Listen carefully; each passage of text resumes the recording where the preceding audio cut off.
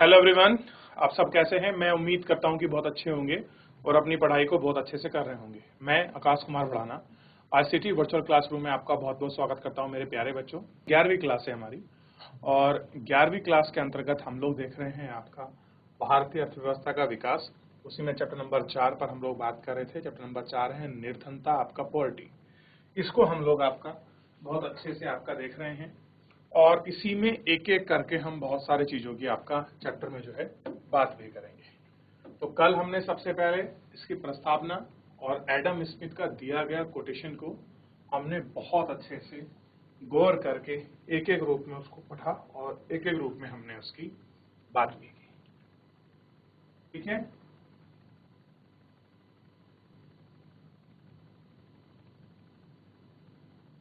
ठीक है। ये हमने पूरी प्रस्तावना के विषय में देखा कि आखिर में कितने दशक में हम लोगों ने अध्ययन किया और मूलभूत चीज क्या थी आजादी के बाद, कि कैसे हम अपने देश में जो सबसे पहला चैलेंज मिला था हम उसको दूर करें। ठीक, और ये क्या चीजें थी सारी जिन पर हम लोग आपका गौर कर रहे थे और एक एक करके हम इनको देख रहे थे। अगला पॉइंट में इसमें देखा कि संविधान सभा जो संबोधित किए हैं उनमें 1947 में पंडित जवाहरलाल नेहरू ने क्या कहा था कि हमारी अब जो हमारी स्वतंत्रता है एक कदम दूर है और बहुत सारे ऐसी उपलब्धि और लक्ष्य हमारा प्रतीक्षा कर रहे हैं जिन पर हमें काम करना है। वो क्या था? वो हमें निर्धनता पर काम करना था, हमें शिक्षा पर, जिसको हम लिखा ज्ञान पर काम करना था, हेल्थ यानी कि रोग पर काम करना था और सब लोगों को समान अवसर उपलब्ध कराने थे और उनके लिए ये सारी चीजें क्या था? उपलब्ध कराना था। इसके लिए ये सारी चीजें थी। क्लियर है? और हमने कहा कि भारत में 30 करोड़ लोग ऐसे हैं जो आपकी निर्धन रेखा से नीचे रहते हैं। तो आज हम निर्धन रेखा का जो ग्राफ है उसको भी आपका देखेंगे और उसी में आपका जो है एक एक करके जो है आपका इसमें बात करते हुए हम चलेंगे और इसी में हम बहुत सारी चीजों पर गौर तलब करेंगे और एक एक करके जो इसमें इम्पोर्टेंट हमारे फैक्ट्स मिलते हैं, कॉन्सेप्ट मिलते हैं, हम उन पर अपनी चर्चा करते चलेंगे। सारे घटनाक्रम को हम लोग ध्यान रखेंगे। तो हमने ये देखा और उनकी सफलता के लिए कैसे हमने आपका निर्धनता का अनुभव किया, मापन किया, इन सारी चीजों को किया, ये हमने गौर किया। और निर्धन कौन है इसको भी हमने देखा। ठीक, कि आप किसको गरीब कहोगे, आपकी नजर में कौन व्यक्ति निर्धन है, इसकी कैरी को हमने पढ़ा। रेडी वाले, गली में काम करने वाले, मोची यानी कि जितने भी अनऑर्गेनाइज सेक्टर के जो लोग हैं वो कैसे आपका निर्भर है उनका जीवन और कैसे कैसे वो जोखिम भरा जीवन जी रहे हैं और ना उनके पास कोई परिसंपत्ति यानी कि कोई एसेट है, ना कुछ पैसा है, किस तरह से फिर भी वो अपना जीवन जो है व्यतीत कर रहे हैं। इन सभी के विषय में हम लोगों ने गौर करके जो है बहुत अच्छे से हमने इस पे देख लिया था और इन पर हमने आपका बात भी की थी। ठीक, और हमने देखा कि बहुत से गरीब लोग ऐसे निर्धन परिवार के हैं कि जिनके पास अपना ना घर है, ना मकान है, इवन 2 वक्त की जो आपका रोटी है वो तक उनको अच्छे से क्या है मुहैया भी नहीं होती। हम ये सारी चीजों को इसमें आपका देख चुके थे। वे साहूकारों से उधार लेने के लिए बेबस होते थे तथा साहूकार जो उन्हें ब्याज की ऊंची दरें वसूलते थे उन्हें जीवन पर्याप्त ऋणग्रस्तता से मुक्त नहीं मिलता था। और कह रहे हैं कि अगर कारणवश किसी गरीब व्यक्ति ने किसी साहूकार, जमींदार से अगर आपका ऋण ले लिया तो ब्याज दरें इतनी ऊंची हो जाती थी कि उनका सारा जीवन निकल जाता था, लेकिन वो आपका ब्याज जो है आपका नहीं चुका पाते थे। तो ये भी आपको देखना है और इस पर गौर करने वाली जरूरत है कि क्या चीज है। ठीक है, ये आप इसको एक एक करके गौर करके जो है देख सकते हैं।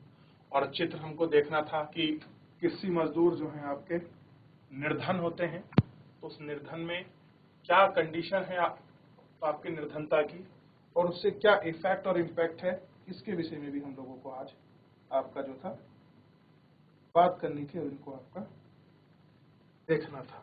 ठीक, तो ये सारी चीजें हैं जो हमें गौर करने वाली हैं और जो हमें इनको आपका देखना था। दूसरा, ये 2 इमेज आप एक बार अच्छे से आपका देख लीजिए। एक इमेज है थी इसमें जो हम लोग, मैं आपको बता रहा था, ये देख लीजिए। इमेज है 4.3 और इसके पीछे एक इमेज थी 4.2। ये दोनों इमेज जो हैं इनको एक बार अच्छे से आप लोग देख लीजिए। एक है आपका अधिकांश कृषि मजदूर, कैसा उनका जीवन है और कैसे लोग ऐसे हैं जो आपका झोपड़ी बनाकर रहते हैं। तो किस तरह का लोगों का गरीबी का जीवन है और किस तरह से आपके कृषि मजदूर अपना आजीविका या अपना जीवन जी रहे हैं, आप इस एक छोटी सी इमेज के माध्यम से, चित्र के माध्यम से आप उनके जीवन की गंभीरता को समझ सकते हैं कि क्या है उनके जीवन की गंभीरता।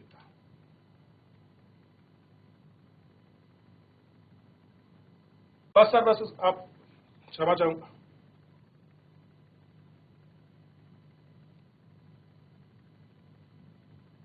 अभी सर पूरा सीधा नहीं हुआ, बस बहुत बढ़िया सर, हो गया। बहुत बहुत धन्यवाद सर आपका।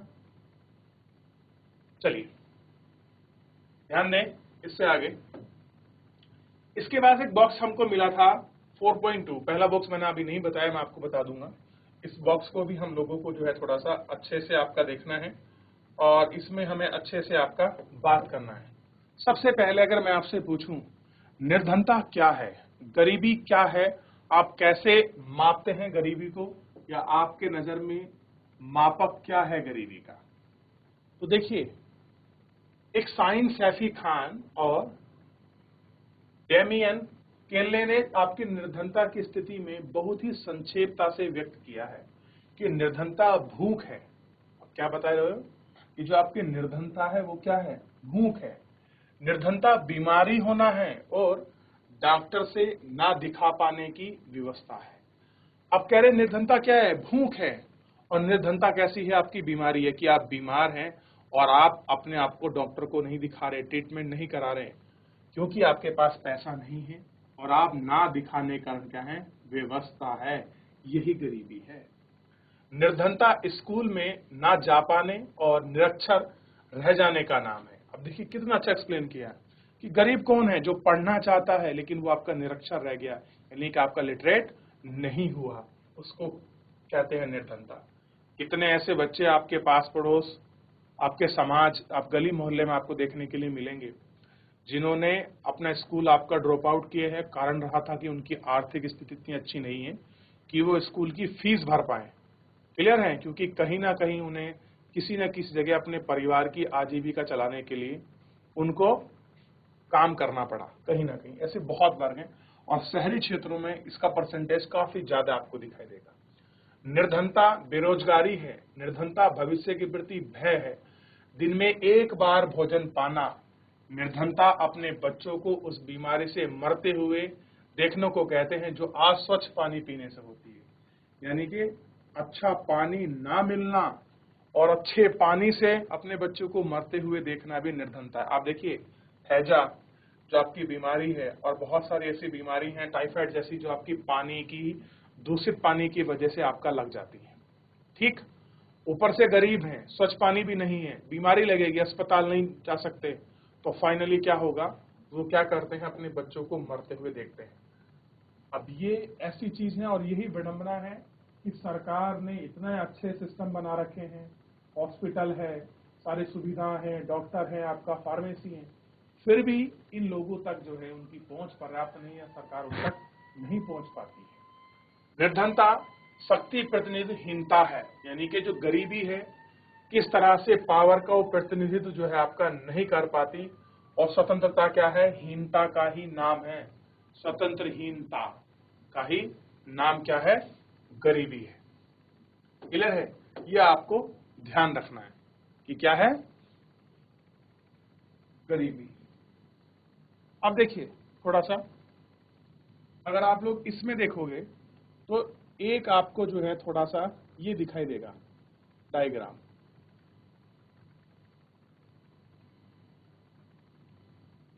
इस थोड़े से डायग्राम को आप गौर करके देखिए।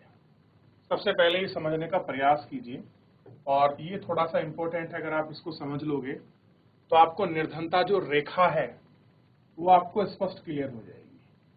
देखिए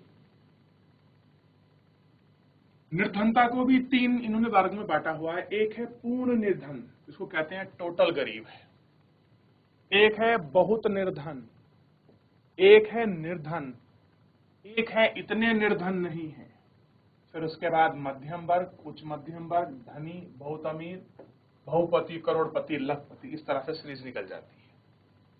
पूर्ण निर्धन का आशय है ऐसे व्यक्ति से ना तो उसके पास खाने के लिए भोजन है दो पर्याप्त रूप से, ना उसके पास घर का आसरा है, ना उसे कपड़ा, रोटी, मकान, ये कोई चीज उसके पास नहीं है, केवल उसका शरीर उसके पास है, उसको कहते हैं पूर्णता निर्धन।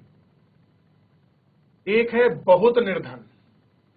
बहुत निर्धन का मतलब है कि कहीं ना कहीं रहकर अपना गुजर बसर कर रहे हैं, मतलब कहीं झुग्गी झोपड़ी बना ली है, एक वक्त का खाना मिल जाता है, कहीं कुछ कर लेते हैं, कुछ छोटा मोटा ही मिल जाता है, बस कभी खाना मिलता है कभी नहीं मिलता, बस जीवन चल रहा है, तो ऐसी स्थिति है, उसको कहेंगे बहुत निर्धन। एक है निर्धन, यानी कि झोपड़ी वाले मकान में रह रहे हैं, खाना भी मिल रहा है और जीविका भी चल रही है, फिर भी गरीब हैं। क्यों?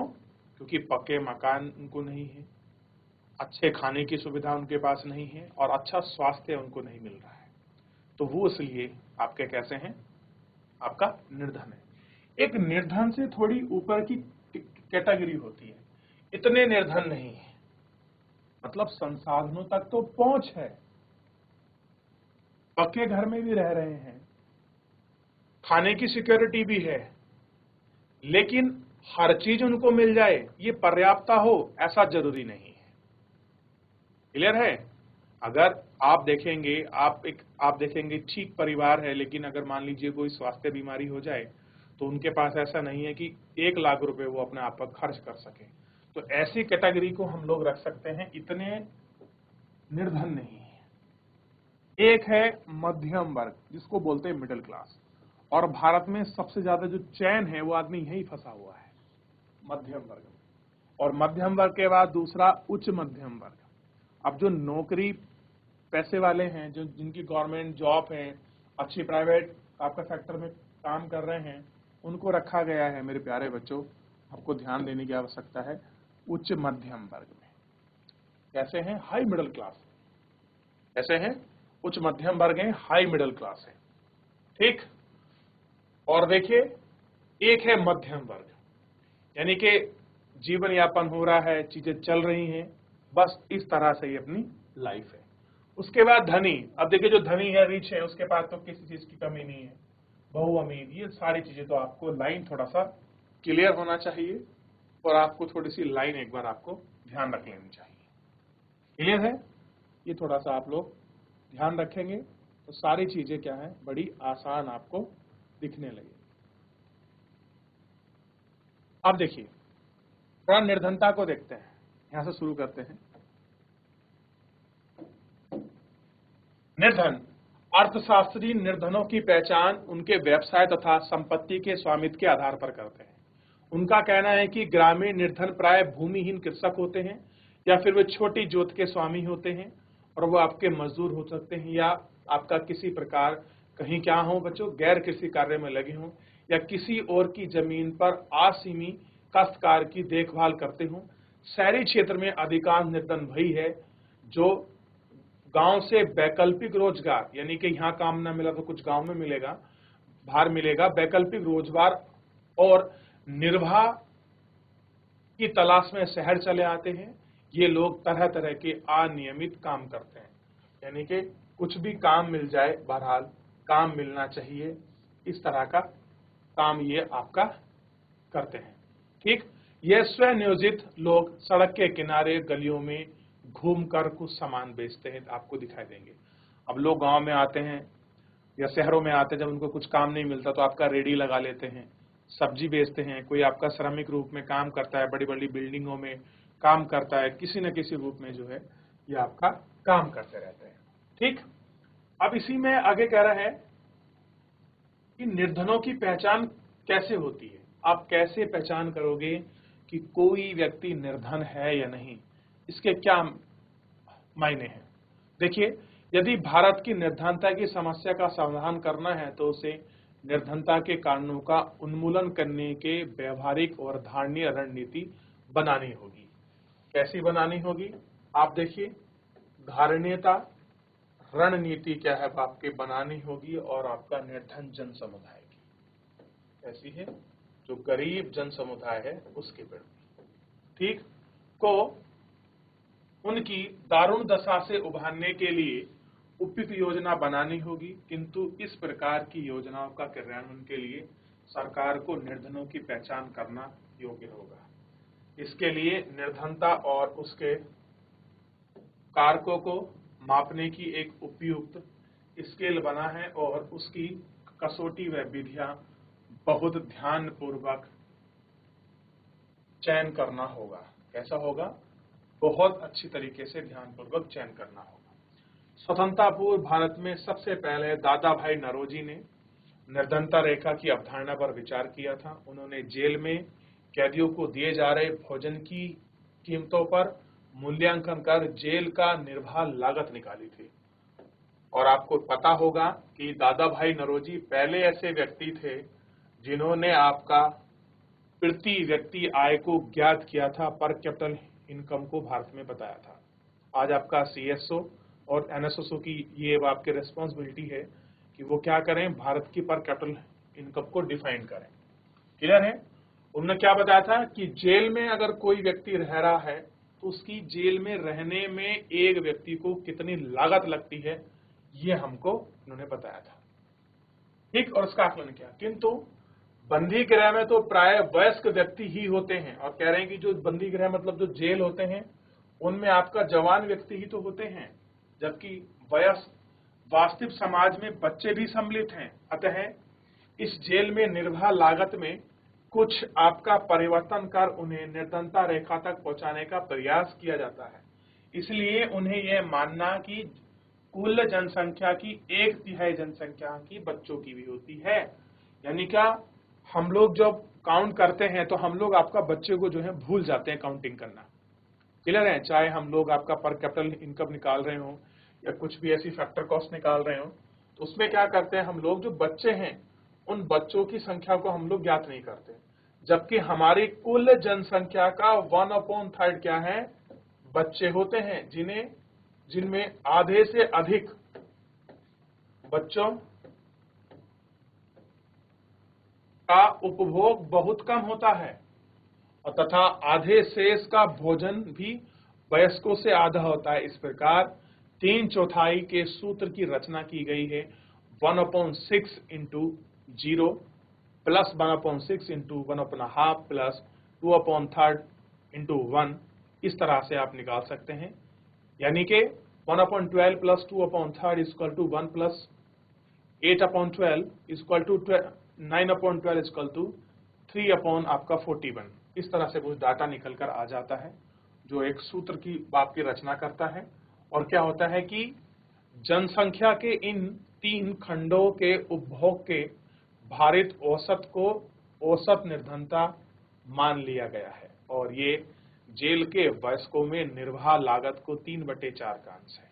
कैसे हैं कि जो आपकी निर्वाह लागत है उस निर्वाह लागत का 3/4 का जो है ये अंश है। कैसा है? 3/4 का ये अंश है। तो आपको 3/4 का जो अंश है ये आपको ध्यान रखना है। क्लियर है? आगे देखते हैं। स्वतंत्रता प्राप्ति के बाद से भारत में निर्धनता जनानुपात के आकलन के कई प्रयास हुए हैं। कह रहे हैं कि जो आपका भारत है, इस भारत में निर्धनता को कम करने के लिए, आकलन करने के लिए बहुत सारे प्रयास चलाए गए हैं, जिनमें योजना आयोग, वर्तमान में अब आपका इसका नाम नीति आयोग है, प्लानिंग कमीशन है, के नाम से जाना जाता है। इसका कार्य के लिए 1962 में अध्ययन दल का गठन किया गया और वर्ष 1989 में एक अन्य दल प्रभावी उपयोग, मांग और न्यूनतम आवश्यकता अनुमान बल पर गठित हुआ। एक विशेष दल का गठन इसी कार्य के लिए 1889 और 2005 में भी किया गया था। योजना आयोग के अतिरिक्त अनेक अर्थशास्त्रियों ने व्यक्तिगत रूप से भी ऐसी प्रक्रियाओं का प्रयास किया।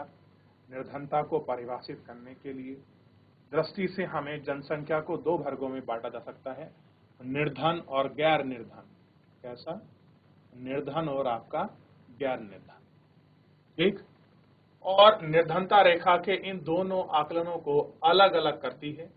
यदि निर्धन कई प्रकार के होते हैं तो पूर्णता निर्धन, बहुत निर्धन और निर्धन। इसी प्रकार गैर निर्धन वर्ग में भी कई उपवर्ग हैं, जैसे मध्यम वर्ग, उच्च मध्यम वर्ग, धनी, बहुत धनी, पूर्णतः धनी। इन सभी उपवर्गों को एक निरंतर सरल रेखा में बहु निर्धन से लेकर पूर्णतः धनी के रूप में कल्पना करें, जिससे कि निर्धनता रेखा निर्धन और गैर निर्धन में आपका विभाजित होती है। कैसे होती है? एक दूसरे को बांटती है। तो इस वाली लाइन को आप लोग अच्छे से देख सकते हैं। इसी लाइन का जो है वो आपका जिक्र कर रहा है कि किस तरह से बटा हुआ है। तो एक बार इसको देख लीजिए, फिर आगे बढ़ जाएंगे। ठीक है।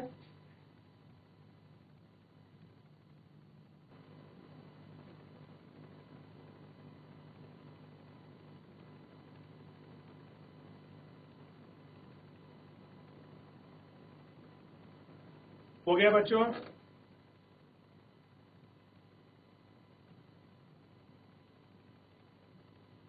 देख लिया आप लोगों ने?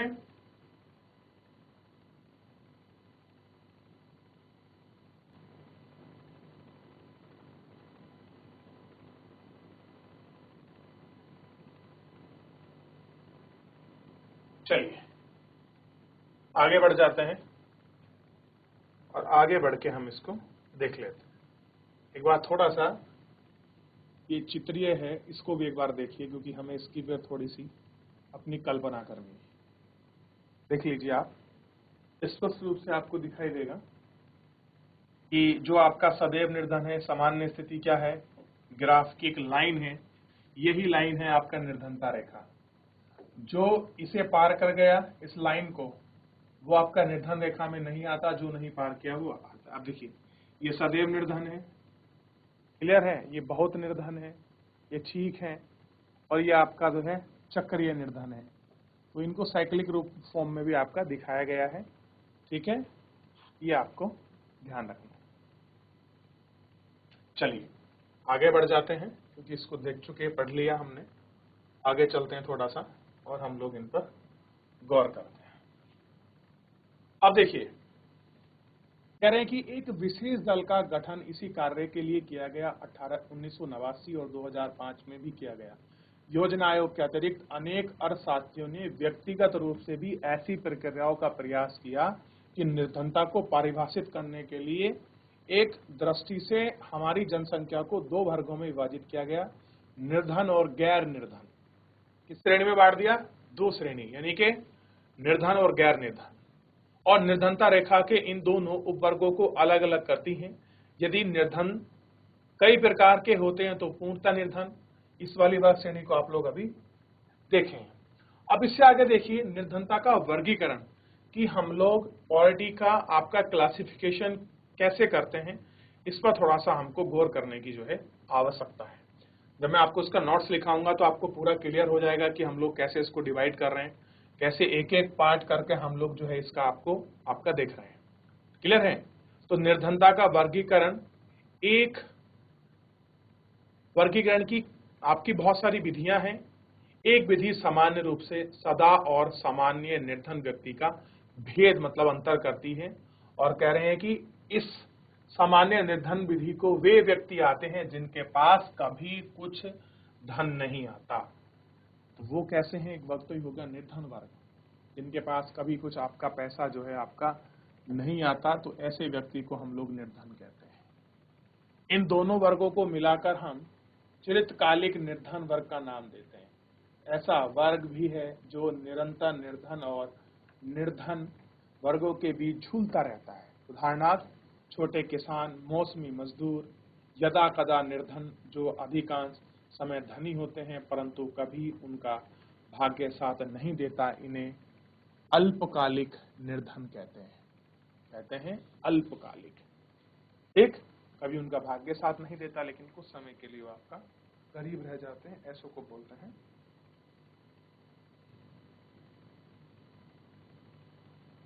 ठीक है, इतना देख लिया। चलिए,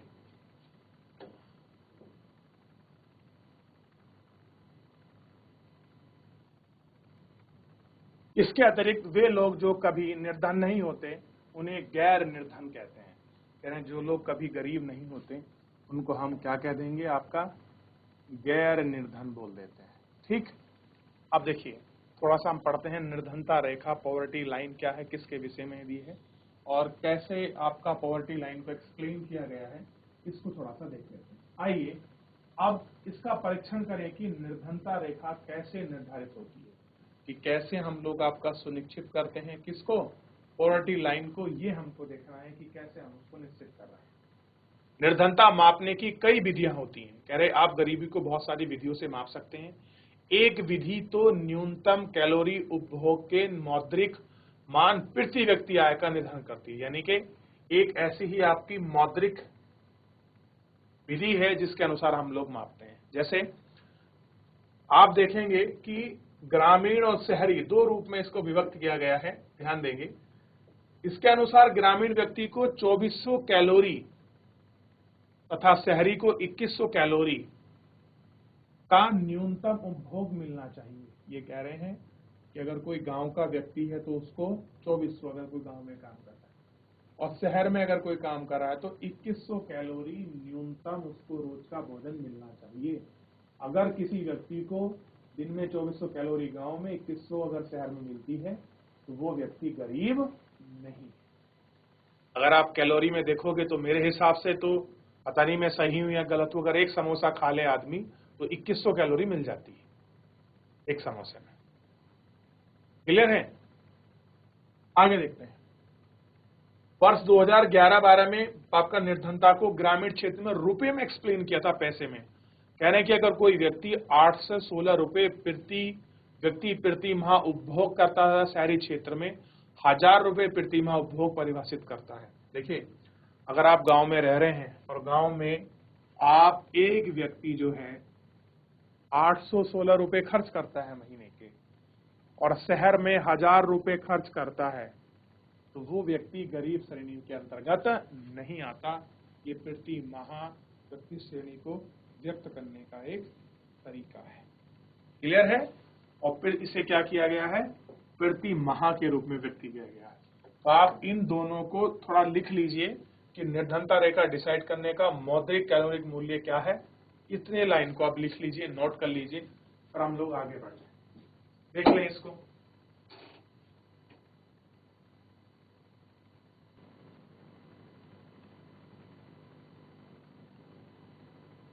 देख लिया बच्चों?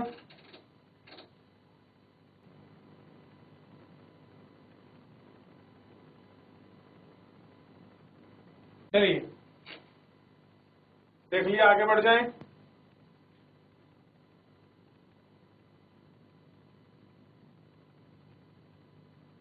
ठीक है, चलिए इतना लिख लिया। आगे देखते हैं थोड़ा सा कि और क्या सब कह रहे हैं।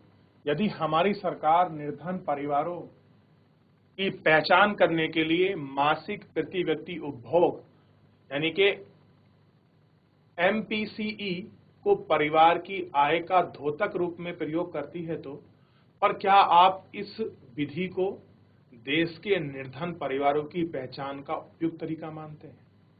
कह रहे हैं कि अगर हमारी सरकार इस चीज में क्या करती हो, आपका इस तरह से रेक्टिफाई कर रही हो कि हम गरीबी को प्रति माह व्यक्ति उपभोग व्यय के आधार पर हम लोग परिवार का हम लोग इंडिकेटर समझेंगे, तो बताइए क्या ये तरीका, ये पहचान करने का जो पैटर्न है, ये तरीका सही मानेंगे आप या नहीं? बताइए। तो फिर कहाँ गई आपका अच्छा खाने की बात, कहाँ गया पानी, शिक्षा, इन सब की बात? आइए इस पर हम लोग देखते हैं कैसे कैसे व्यापकता बढ़ेगी। अनेक अर्थशास्त्रियों का मत मतलब विचार है कि इस तंत्र में सबसे बड़ी समस्या यह है कि यहाँ सभी निर्धनों को एक वर्ग में माना जाता है और अति निर्धन और अन्य निर्धन में कोई अंतर नहीं करता। यह विधि भी मुख्य भोजन और कुछ चुनी हुई वस्तुओं के व्यय को प्रतीत मानती है, पर अर्थशास्त्री को इस बात पर आपत्ति है कि इससे सरकार की सहायता के पात्र व्यक्ति को समूचे समूह का निर्धारण हो जाता है, पर इसकी पहचान नहीं हो पाती। अब आप पूरे समूह का निर्धारण तो कर लोगे, लेकिन आप क्या जो व्यक्ति हैं आप उनकी पहचान नहीं कर सकते कि वास्तव में किसको जरूरत थी ज्यादा और किस सहायता की आवश्यकता किन निर्धनों को है, कि कौन से गरीबों की इस आवश्यकता को सबसे ज्यादा फोकस करना चाहिए, सबसे ज्यादा आपका देखना चाहिए। ये चीज हम लोग जो है आपका नहीं करवा पाते हैं। ठीक, ये इसकी बात रहेगी। ठीक, अब देखिए ऐसे इसमें दिखाया गया है, चित्र दिखाया गया है 4.3, इसको देखिए, स्वच्छ पेयजल और अवजल निस्सरण व्यवस्थाओं के लिए। अब लोग कैसे अपने स्वच्छ जल पीने के लिए क्या क्या प्रयास करते हैं, आप इसको अच्छे से देख सकते हैं।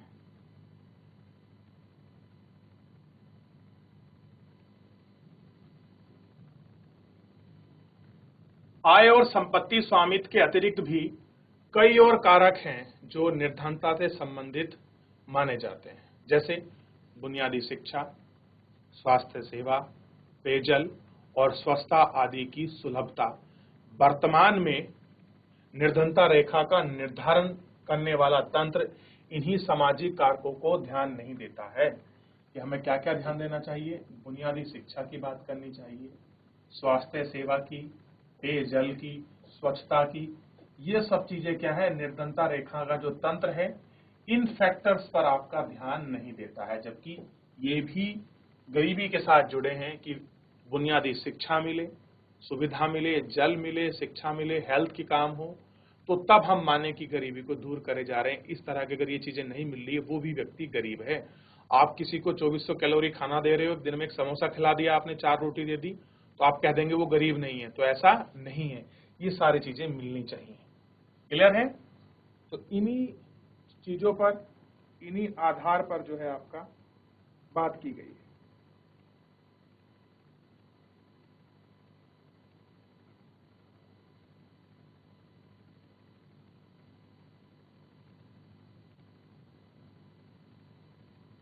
क्लियर है?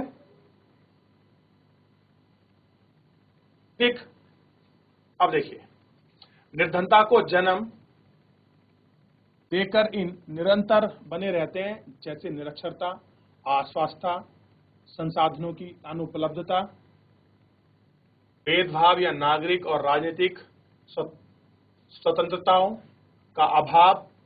निर्धनता निवारण योजना का ध्येय तो मानवीय जीवन की सर्वांगीण सुधार होना चाहिए। ये बातें आवश्यक होनी चाहिए कि मनुष्य क्या बन सकता है और क्या कर सकता है, इन सभी चीजों पर बात होनी चाहिए। अर्थात अधिक स्वास्थ्य या पोषित ज्ञान संपन्न समाज हो तो जीवन में भागीदारी कर सकते हैं।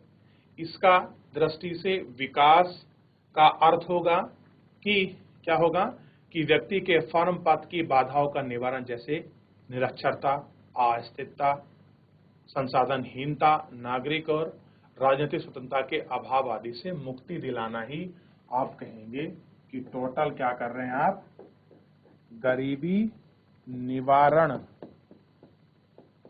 या अगर ये चीज नहीं मिल रही है किसी व्यक्ति को तो वो पुअर है, पॉवर्टी के लाइन में आता है। इसको देख लीजिए और बात कर लीजिए।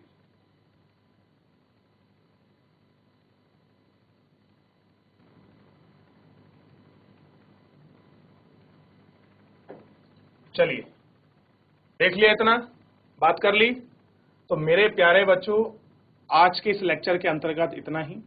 मिलते हैं नेक्स्ट लेक्चर में, तब तक अपना ध्यान रखिए, स्वस्थ रहिए, अपनी पढ़ाई को बहुत अच्छे से करते रहिए और मुझसे जुड़ने के लिए आपका बहुत बहुत धन्यवाद।